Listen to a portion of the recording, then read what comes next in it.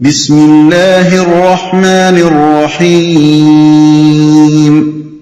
شروع اللہ کے نام سے جو رحمان و رحیم ہے۔ اذا جاء نصر اللہ والفتح ورأيت الناس يدخلون في دين الله أفواجا فسبح بحمد ربك واستغفره إنه كان توابا۔ جب اللہ کی مدد آ جائے اور فتح نصیب ہو جائے، اور اے نبی تم دیکھ لو کہ لوگ فوج در فوج اللہ کے دین میں داخل ہو رہے ہیں، تو اپنے رب کی حمد کے ساتھ اس کی تسبیح کرو اور اس سے مغفرت کی دعا مانگو، بے شک وہ بڑا توبہ قبول کرنے والا ہے۔ فتح نصیب ہو جائے۔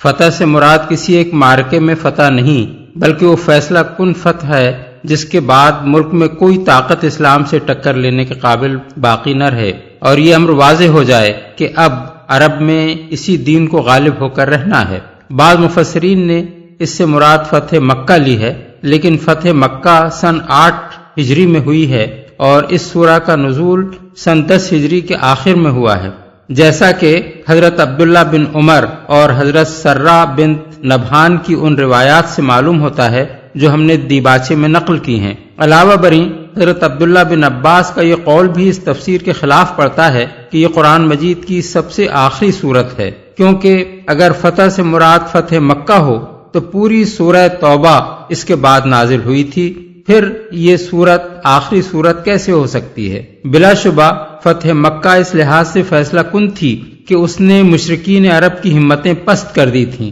مگر اس کے بعد بھی ان میں کافی دمخم باقی تھا۔ طائف اور حنین کے مارکے اس کے بعد ہی پیش آئے اور عرب پر اسلام کا غلبہ مکمل ہونے میں تقریباً 2 سال صرف ہوئے۔ داخل ہو رہے ہیں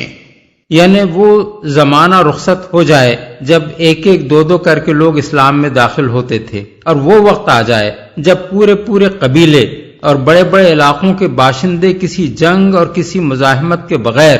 از خود مسلمان ہونے لگیں۔ یہ کیفیت سن 9 ہجری کے آغاز سے رونما ہونی شروع ہوئی، جس کی وجہ سے اس سال کو سال وفود کہا جاتا ہے۔ عرب کے گوشے گوشے سے وفد پر وفد رسول اللہ صلی اللہ علیہ وسلم کی خدمت میں حاضر ہونے لگے اور اسلام قبول کر کے آپ کے دست مبارک پر بیعت کرنے لگے، یہاں تک کہ سن 10 ہجری میں جب حضور حجۃ الوداع کے لیے تشریف لے گئے، اس وقت پورا عرب اسلام کے زیر نگین ہو چکا تھا اور ملک میں کوئی مشرک باقی نہ رہا تھا۔ تسبیح کرو۔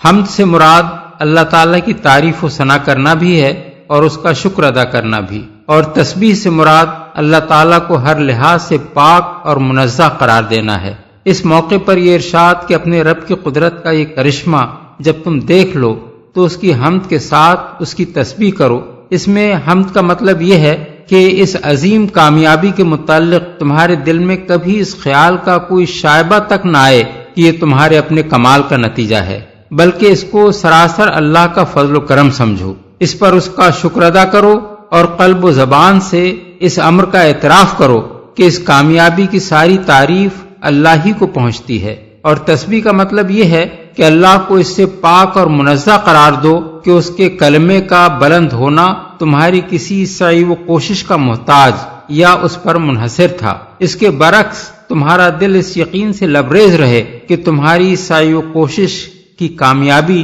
اللہ کی تائید و نصرت پر منحصر تھی۔ وہ اپنے جس بندے سے چاہتا اپنا کام لے سکتا تھا، اور یہ اس کا احسان ہے کہ اس نے یہ خدمت تم سے لی اور تمہارے ہاتھوں اپنے دین کا بول بالا کرایا۔ اس کے علاوہ تسبیح یعنی سبحان اللہ کہنے میں ایک پہلو تعجب کا بھی ہے۔ جب کوئی محیر العقول واقعہ پیش آتا ہے تو آدمی سبحان اللہ کہتا ہے، اور اس کا مطلب یہ ہوتا ہے کہ اللہ ہی کی قدرت سے ایسا حیرت انگیز واقعہ رونما ہوا ہے، ورنہ دنیا کی کسی طاقت کے بس میں نہ تھا کہ ایسا کرشمہ اس سے صادر ہو سکتا۔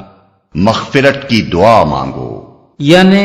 اپنے رب سے دعا مانگو کہ جو خدمت اس نے تمہارے سپرد کی تھی اس کو انجام دینے میں تم سے جو بھول چوک یا کوتاہی بھی ہوئی ہو اس سے چشم پوشی اور درگزر فرمائے۔ یہ ہے وہ ادب جو اسلام میں بندے کو سکھایا گیا ہے۔ کسی انسان سے اللہ کے دین کی خواہ کیسی ہی بڑی سے بڑی خدمت انجام پائی ہو، اس کی راہ میں خواہ کتنی ہی قربانیاں اس نے دی ہوں، اور اس کی عبادت و بندگی بجا لانے میں خواہ کتنی ہی جانفشانیاں اس نے کی ہوں، اس کے دل میں کبھی یہ خیال تک نہ آنا چاہیے کہ میرے اوپر میرے رب کا جو حق تھا وہ میں نے پورا کا پورا ادا کر دیا ہے، بلکہ اسے ہمیشہ یہی سمجھنا چاہیے کہ جو کچھ مجھے کرنا چاہیے تھا وہ میں نہیں کر سکا، اور اسے اللہ سے یہی دعا مانگنی چاہیے کہ اس کا حق ادا کرنے میں جو کوتاہی بھی مجھ سے ہوئی ہو اس سے درگزر فرما کر میری حقیر سی خدمت قبول فرما لے۔ یہ ادب جب رسول اللہ صلی اللہ علیہ وسلم کو سکھایا گیا، جن سے بڑھ کر خدا کی راہ میں سعی و جہد کرنے والے کسی انسان کا تصور تک نہیں کیا جا سکتا، تو دوسرے کسی کا یہ مقام کہاں ہو سکتا ہے کہ وہ اپنے عمل کو کوئی بڑا عمل سمجھے اور اس غرے میں مبتلا ہو کہ اللہ کا جو حق اس پر تھا وہ اس نے ادا کر دیا ہے۔ اللہ کا حق اس سے بہت بالا و برتر ہے کہ کوئی مخلوق اسے ادا کر سکے۔ اللہ تعالیٰ کا یہ فرمان مسلمانوں کو ہمیشہ کے لیے سبق دیتا ہے کہ اپنی کسی عبادت و ریاضت اور کسی خدمت دین کو بڑی چیز نہ سمجھیں، بلکہ اپنی جان راہ خدا میں کھپا دینے کے بعد بھی یہی سمجھتے رہیں کہ حق تو یہ ہے کہ حق ادا نہ ہوا۔ اسی طرح جب کبھی انہیں کوئی فتح نصیب ہو، اسے اپنے کسی کمال کا نہیں بلکہ اللہ کے فضل ہی کا نتیجہ سمجھیں، اور اس پر فخر و غرور میں مبتلا ہونے کے بجائے